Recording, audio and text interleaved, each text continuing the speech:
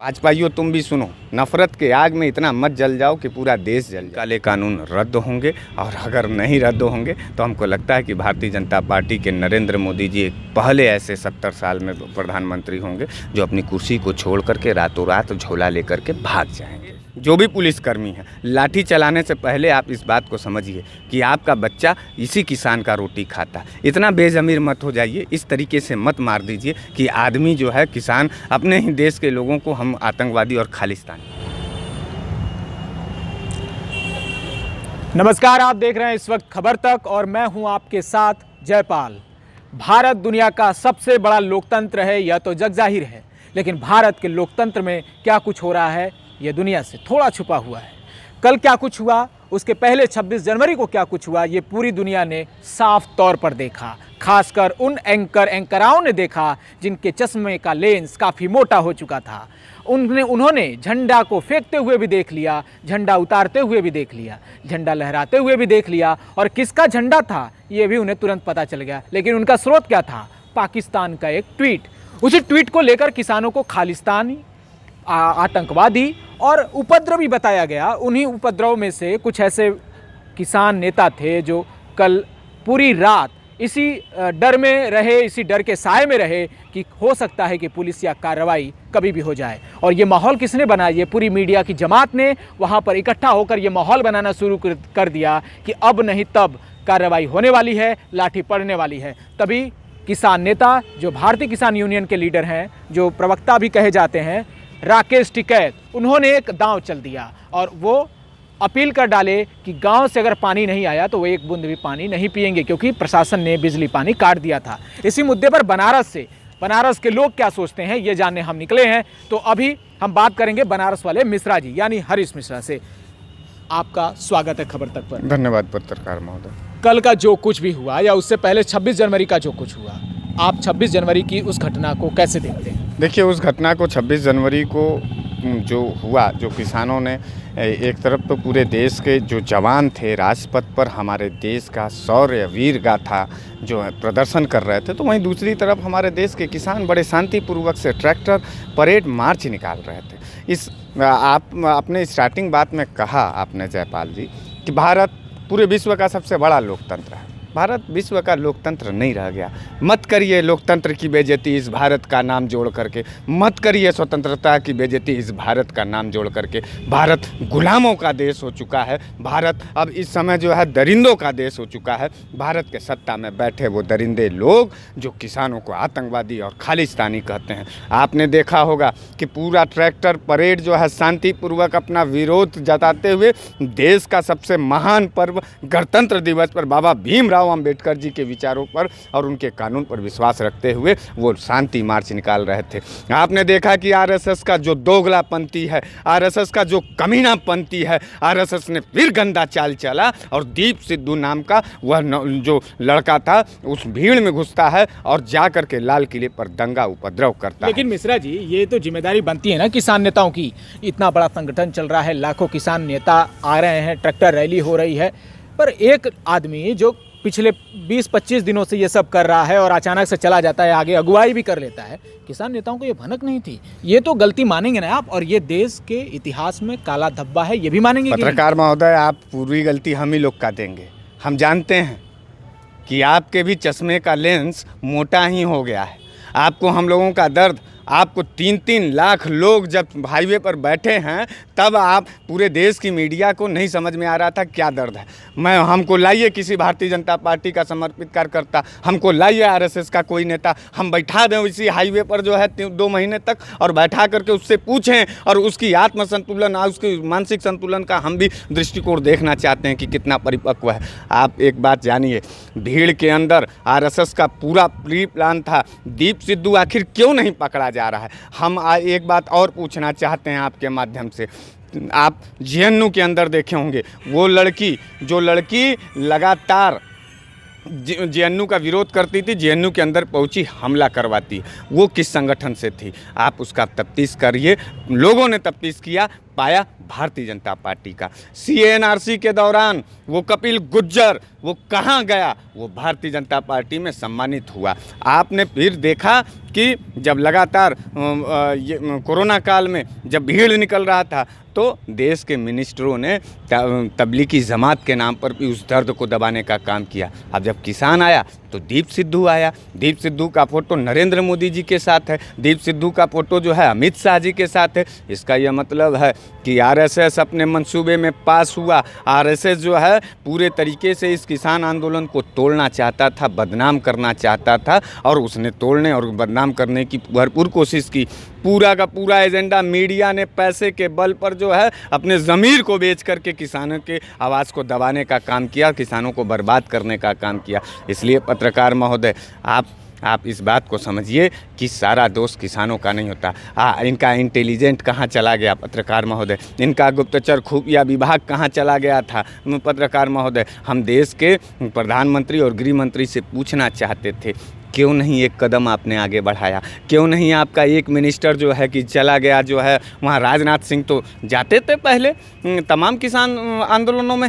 अब की बार कौन सा जहर पोत लिया है राकेश टिकैत और किसान आंदोलन? सवाल तो है ना कि जैसे दीप सिद्धू ने झंडा लहरा दिया, वो कलंकित कर दिया किसानों के आंदोलन को, लेकिन किसानों ने मारते हुए देखा गया है वीडियो में कि जो लाल किले की प्राचीर है जिसके बगल में खाई है, वहाँ पर सैकड़ों जवान गिरकर घायल हो गए, जिनको अमित शाह भी देखने हॉस्पिटल गए थे। ठीक है, अमित शाह वहाँ चले गए। हमारा भी एक सवाल है, इसका भी जवाब दीजिए। जब इस कड़ाके के ठंडी में लगातार जब किसान दिल्ली के तरफ बढ़ रहे थे तो वो गड्ढा आपको नहीं दिखाई दिया? वो बैरियर आपको नहीं दिखाई दिया? वो तार का कांटा आपको नहीं, कांटे वाला तार आपको नहीं दिखाई दिया? वो लाठी चार्ज आपको क्यों नहीं दिखाई दिया? ये वही देश के किसान थे, ये वही लोग। अब क्या है कि देश का किसान कहाँ है? खाली पंजाब में है, हरियाणा में। ये नफरतबाजी का खेल, पहले तो इन्होंने नफ़रत खेलने का काम किया, फिर राज्यों का बंटवारा किया। अरे कितना भारत का खंड खंड करवाओगे भैया? हे मुखर्जी के औलादों, हे सावरकर के औलादों, कब तक इस देश के तिरंगा के साथ गद्दारी करते रहोगे? कहाँ गया नारंगियों का वह संकल्प? ये तो तिरंगे को कभी नहीं मानते थे। एकाएक 26 जनवरी के बाद से जो है जब RSS के गुंडे जो है चढ़ते हैं लाल किला पर, तब इनको तिरंगे का मर्यादा आता है। हमको बताइए नागपुर के RSS के कार्यालय पे कितने साल हो गए? क्या आपने देखा है? क्या हमने देखा या कोई नहीं देखा है? कोई नहीं देखा है कि भारतीय जनता पार्टी का, अभी शिवराज सिंह का एक वीडियो वायरल हो रहा था, गणतंत्र दिवस पर भारतीय जनता पार्टी का जो है झंडा उन्होंने फहराया। इस तरीके की क्रूरता और गंदी मानसिकता के लोगों से आप क्या अपेक्षा रखते हैं? लेकिन ये सब तर्क देकर आप उनको सही ठहराने की कोशिश करेंगे जो लाल किले पर हुआ है? हम सही कहाँ ठहरा रहे हैं? हम तो कायरता और हम तो मतलब गैर जिम्मेदारी वाला ये सरकार है। अच्छा एक बात बताइए, हम ये नहीं बनता है कि गृह मंत्री को तत्काल इस्तीफा दे देना चाहिए? जिम्मेदार अगर हैं तो इस्तीफा देना चाहिए था, कहना चाहिए था कि बड़ी चूक हुई। और उसके बाद नरेंद्र मोदी तो किसान और गरीब और के बेटा थे, तो नरेंद्र मोदी जब गरीब के बेटा थे तो गरीबों और किसानों की आवाज़ क्यों नहीं सुन रहे थे? हम ये कहना चाहते हैं पत्रकार महोदय, ध्यान से सुनिए, भाजपाइयों तुम भी सुनो, नफरत के आग में इतना मत जल जाओ कि पूरा देश जल जाए। समझो क्या होता है लोकतांत्रिक प्रक्रिया।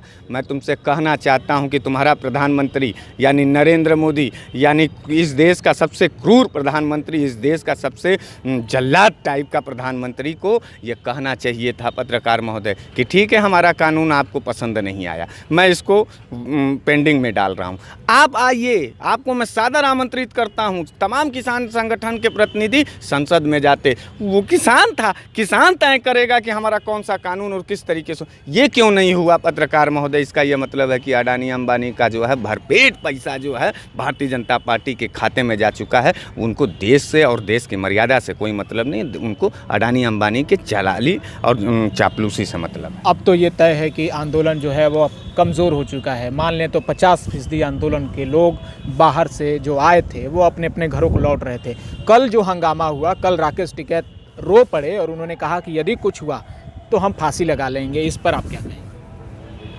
पत्रकार महोदय, इस बात को जानिए कि राकेश टिकैत नहीं रोया, इस देश का वो मजलूम किसान रोया उस दिल्ली के अंदर।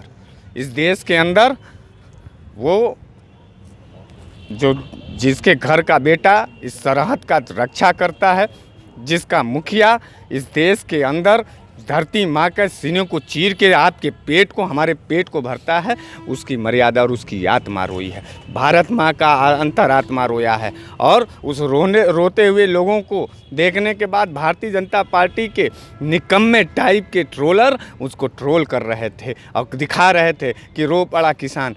इतना बड़ा खुश हो गए।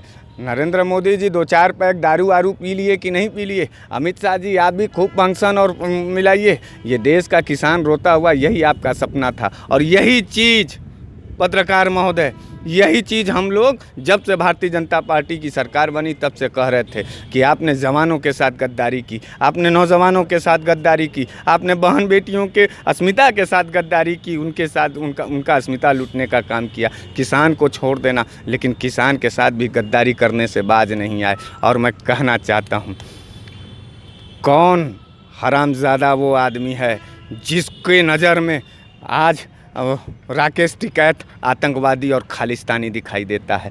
किसको इतनी ज़रूरत हो गई थी कि देश के किसानों को, चाहे वो हरियाणा का हो, चाहे वो बंगाल का हो, चाहे वो पंजाब का हो, चाहे वो तमिलनाडु का हो, किसान की बिरादरी एक होती है। और किसान को जो है, किसको इतना ज़रूरत दे दिया, किसने इतनी ताकत दे दी इन आरएसएस और भारतीय जनता पार्टी के जल्लाद लोगों को कि उसको आतंकवादी और खालिस्तानी कह दिया है? अगर है हिम्मत तो मैं कहना चाहता हूं कि हटाइए पुलिस, लाइए आरएसएस के लोगों को और आमने सामने देश के किसान के समर्थकों और किसानों को और आरएसएस और भारतीय जनता पार्टी को। 2 मिनट के अंदर पर समझ में आ जाएगा कि कौन असली गद्दार है और कौन जो है असली वफादार है। देश का राकेश टिकैत नहीं रोया है, देश की अंतरात्मा रोई है। और उस पर हंसने वाले लोग जो लोग हैं, उनसे मैं कहना चाहता हूं कि तुम इस देश के गद्दार और सावरकर थे, इस देश के मुखर्जी थे, इस देश के हेगड़ेवार थे। तुम्हारे बाप जाके डीएनए टेस्ट करवाइए पत्रकार महोदय इन भाजपाइयों का। ये उन्हीं जयचंदों के खानदान के लोग हैं जो अंग्रेज़ों को तलवा को चाटते थे और अंग्रेज़ों की गुलामियत करते थे। देश का खुली चुनौती है पत्रकार महोदय इन भारतीय जनता पार्टी के लोगों के सामने। और इन लोगों से बनारस से मैं बोल रहा हूँ, आपके साथ बोल रहा हूँ कि देश का एक एक हर परिवार अब अपने किसान के साथ जाकर के खड़ा हो रहा है। और पुलिस वालों, ध्यान से सुनो, मत खाओ दुकान पर। जितने देश के जनरल स्टोर के लोग हैं, जितने देश के परचून के दुकान वाले लोग हैं, आपसे मेरा हाथ जोड़ के निवेदन है कि पुलिस वालों को और भारतीय जनता पार्टी और आरएसएस वालों से पूछ लीजिए कि क्या आप भाजपा के समर्थक हैं, उन्हें राशन मत दीजिए। क्योंकि देश के किसान के साथ गद्दारी करने का मतलब, उनको खाने दीजिए अडानी अंबानी का वो रुपया जिनसे तो मतलब एक गृह युद्ध जैसी स्थिति छिड़ जाएगी। खैर, दूसरा सवाल ये है कि आप उस वक्त गए थे उन किसानों के आंदोलन में जब उनका आंदोलन परवान चल रहा था। अब उनके ऊपर मुश्किल की घड़ी आई है, आंदोलन टूट के कगार पर है। कई किसान रात भर इस डर में वहां पर सड़कों पर सो रहे हैं, ये डर में है कि कब पता नहीं पुलिसिया कार्रवाई हो जाए। अब हरीश मिश्रा यानी बनारस वाले मिश्रा क्या उस आंदोलन में जा सकते हैं या केवल सोशल मीडिया पर आप बोलेंगे? देखिए, आप शायद देख नहीं पाते हैं, अभी 25 तारीख को संविधान मार्च था बनारस के अंदर। क्या ज़रूरी है कि सभी लोग, पूरे लोग दिल्ली के ना, हमारा नेता, पूरे देश का किसानों का नेता राकेश टिकैत वहाँ डटा हुआ है गाजीपुर बॉर्डर पर। हम लोग, तमाम लोग जो शहरों में हैं, योगी बाबा को क्यों नहीं छूट दिलवा देते हैं हम लोगों से? हम लोग यहाँ से जा रहे हैं, LIU और IB पूरा मोबाइल ट्रेस कर रहा है, घर पे पुलिस लगा रहा है, गिरफ्तारी क्यों डर है हम लोगों से? और रही बात ये कि बनारस के अंदर भी तमाम गाँव गिराव में हम लोग जा रहे हैं, पर्चे बांटना ज़रूरी नहीं है कि सारी चीज़ आपको हम लोग बताएं। अगर उतना बता दिया जाएगा तो हम लोग जेल चले जाएंगे। जेल जाने से डरते नहीं हैं, लेकिन आंदोलन टूटेगा। और बार बार आपके मुँह से मैं सुन रहा हूँ कि आंदोलन कमज़ोर हो रहा। आंदोलन कमज़ोर नहीं हुआ है पत्रकार महोदय, फिर से निगाह को साफ करके देखिए। आंदोलन और दुगनी तेज़ी से जो है मजबूत हो रही है। आंदोलन में लोग पहुंच रहे हैं और लोग जो जिनके मिजाज और दिल में आंसू का अस्तित्व होगा, आंसू की इज्जत होगी, किसान के प्रति जो होंगे, वो लकीर खींच करके राकेश टिकैत और अपने देश के किसानों की तरफ जा रहे हैं। और हिम्मत है तो अब भी गुंडाई कर अपनी जारी रखे भारतीय जनता पार्टी, मुकम्मल जवाब मिलने जा रहा है। एक बात बताइए कि अब लगता है कि जिस तरह से जिस तेवर के साथ किसान जाते थे सरकार से बात करने, उस तेवर में नरमी आएगी? क्योंकि बहुत सारे ऐसे किसान नेता हैं जो बैकफुट पर जा चुके हैं, कई घर भी लौट चुके हैं। आपको लगता है कृषि बिल अब वापस होगा? भारतीय जनता पार्टी बहुत बड़ी साजिश और काली नीयत की पार्टी है। जो लोग पैर पीछे खींच रहे हैं, वो लोग भारतीय जनता पार्टी के इशारे पर उस आंदोलन में गए थे। वो भारतीय जनता पार्टी के पेटेंट लोग थे। राकेश टिकैत क्यों नहीं पैर खींच रहा है? सिंधु बॉर्डर पर जो लोग बैठे हुए हैं वो क्यों नहीं पैर खींच रहा? क्योंकि उनको ये मालूम है कि यह अंतिम लड़ाई है इन क्रूर शासकों से, ये जयचंदों के औलादों से, इन अंग्रेज़ों को चाटुकारों से यह अंतिम लड़ाई है। और इस अंतिम लड़ाई को इस देश को बचाने के लिए, इस देश की आत्मा की रक्षा करने के लिए किसान खड़ा है, किसान लड़ेगा। इसलिए पत्रकार महोदय, आप इस गलतफहमी में मत रहिए कि हम नरमी से बतियाएंगे। हम अपने सवाल पर अड़े हैं, हमको नरमी और गर्मी की कोई ज़रूरत नहीं है। 3 काले कानून रद्द करना है, उसको भारतीय जनता पार्टी कितने दिन में रद्द करती है ये देखिए। और फिर आप लोगों को अब दिल में जरा सा भी वो नहीं दर्द महसूस हो रहा है। 2 महीने से किसान बैठा हुआ है, किसान के साथ क्यों इतना बड़ा अपमान, किसान के साथ इतना बड़ा जो है कि क्यों साजिश, किसान को बदनाम करने का? यानी इसका यह मतलब है कि भारतीय जनता पार्टी और गुजराती लोग, यानी कौन गुजराती? 4 गुजराती, गुजरात भी रो रहा है भारतीय जनता पार्टी नरेंद्र मोदी के इस काली नीयत से। अमित शाह, नरेंद्र मोदी, अडानी और अंबानी, इन 4 लोगों का ये पूरा साजिश है। इन 4 लोगों के लिए ही ये किसान आंदोलन है। पूरे देश का किसान तो जा रहा है। एक सवाल और उठ रहा है कि 26 जनवरी की घटना के बाद जो आम लोग थे, जो मध्यम वर्ग के लोग हैं, उनके भीतर एक संदेश चला गया कि किसान आंदोलन अब किसान आंदोलन नहीं रह गया है, ये खालिस्तानी का आंदोलन है। ऐसा नैरेटिव पूरे जो मेन स्ट्रीम मीडिया है वहाँ पर फैलाया जा रहा है। आपको क्या लगता है? मुंह पे करिखा पोत करके नरेंद्र मोदी को जहर खा लेना चाहिए। ऐसा कायर, ऐसा निकम्मा प्रधानमंत्री इस देश में नहीं रहना चाहिए। अमित शाह जी, मेरे भी बात मानिए, फांसी लगा के मर जाइए। अगर खालिस्तानी दिल्ली के अंदर 3 लाख लोग जा कर के पहुँच गए हैं, और जो लोग बिल्डिंगों के अंदर बैठ करके खाली टीवी का प्रायोजित खेल देख करके जो है ये अपना व्यवस्था बना रहे हैं, मानसिकता बना रहे हैं, तो उन लोगों को भी जो है अब सब्जी माने सट्टियों में सब्जी और अनाज खरीदने के लिए नहीं जाना चाहिए, उनको सुलभ शौचालय पे जाना चाहिए, उनका भोजन वहीं पर है। इतना गिर जाओगे यार, इतना जो है कि गंदा सोच लोगे देश के लिए। खालिस्तानी बैठ गया है और देश का जो है, सरकार का जो है कि पूरा प्रशासनिक तंत्र जो है दारू पी करके सोया हुआ था। इसका मतलब क्या बोल रहे हैं, क्या कर रहे हैं, कुछ समझ में नहीं आ रहा है। खाली इसलिए कि हम 3 काले कानून को जो है कि रद्द कराना चाहते हैं, इसलिए नहीं इतना बोल रहे हैं। मत करो रद्द। हम बैठे हैं ना, बैठे लो। हमने लाठी चलाया, नहीं चलाया, गोली चलाया, नहीं चलाया, दंगा किया, नहीं किया। आपने क्या किया? गोली चलवाया। नरेंद्र मोदी ने क्या किया? अमित शाह ने क्या किया? गोली किसानों के ऊपर चलवाया, पानी का फव्वारा डलवाया, लाठी चलवाया, साजिश किया। और कल रात को मात्र 300 किसानों को जब बैठे थे राकेश टिकैत जी, तो उनका भारतीय जनता पार्टी का विधायक 500 लोगों को लेकर के मारने के लिए ताक में था। भारतीय जनता पार्टी के नेताओं, आरएसएस के दलालों, इस बात को जान लो।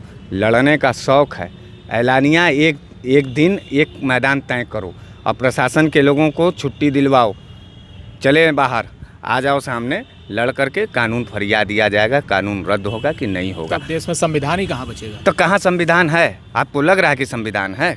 अम्बेडकर जी की प्रतिमा को देख करके आपको आपकी आंखों में आंसू नहीं आ रहा है? गांधी जी को देख करके आपकी आंखों में आंसू नहीं आ रहा है? आपको गोडसे को देख करके जो है गर्व हो रहा है, आपको सावरकर को देख करके गर्व हो रहा है, आपको मुखर्जी को देख करके गर्व हो रहा है। तो ऐसे गद्दार लोगों को देख करके जब आपको गर्व होगा, तो गांधी और अंबेडकर जी और देश का संविधान और देश का लोकतंत्र खाली ये अब जुबानी तौर पर हो गया है, नीचे साफ साफ गुंडाई चल रहा है। कौन सा ऐसा सत्ता पक्ष का आज तक का विधायक था कि जो किसानों के खिलाफ या नौजवानों या कोई भी धरना दे रहा है, उसका विधायक वहाँ आदमी लेके खड़ा है मारने के लिए? ये लोकतंत्र है, ये संविधान है। इसलिए लोहे को लोहा काटता है, जहर को जहर काटता है। इन जो दोगली नीति वाले जो भारतीय जनता पार्टी के लोग हैं, ये भारतीय जनता पार्टी के जो ये कातिल लोग हैं, ये कातिलों का एक गिरोह है। इन कातिलों के गिरोह को इस देश के नौजवानों को लड़ना पड़ेगा। देश के जो भी सरहद पर हमारे सिपाही बंधु, जो भी हमारे जवान हैं, मैं उनसे कहना चाहता हूँ कि आप लोग भी एक एक चिट्ठी लिखिए, देश के अपने गांव में एक एक चिट्ठी लिखिए और देश के गृह मंत्रालय को भी लिखिए कि आप देश की सीमा को आप रक्षा इसलिए नहीं कर रहे हैं कि आपका भाई, आपका बेटा दिल्ली के बॉर्डरों पर साजिशन करा करके उसको मार दिया जाए, उसके ऊपर गोलियां दागी जाए। आप कहिए इस बात को। और देश के जो भी पुलिसकर्मी हैं, लाठी चलाने से पहले आप इस बात को समझिए कि आपका बच्चा इसी किसान का रोटी खाता। इतना बेज़मीर मत हो जाइए, इस तरीके से मत मार दीजिए कि आदमी जो है, किसान अपने ही देश के लोगों को हम आतंकवादी और खालिस्तानी करें। एक सवाल और आखिरी, और उसका जवाब हम चाहेंगे कि आप संक्षेप में दें। किसानों का खोया विश्वास कैसे हासिल हो सकता है और ये पूरा आंदोलन आपको लगता है कि अपने लक्ष्य तक पहुंच पाएगा? ये लक्ष्य तक जा रहा है पत्रकार महोदय, और ये 3 काले कानून रद्द होंगे। और अगर नहीं रद्द होंगे तो हमको लगता है कि भारतीय जनता पार्टी के नरेंद्र मोदी जी पहले ऐसे 70 साल में प्रधानमंत्री होंगे जो अपनी कुर्सी को छोड़ करके रातों रात झोला लेकर के भाग जाएंगे। इस बात को जानिएगा।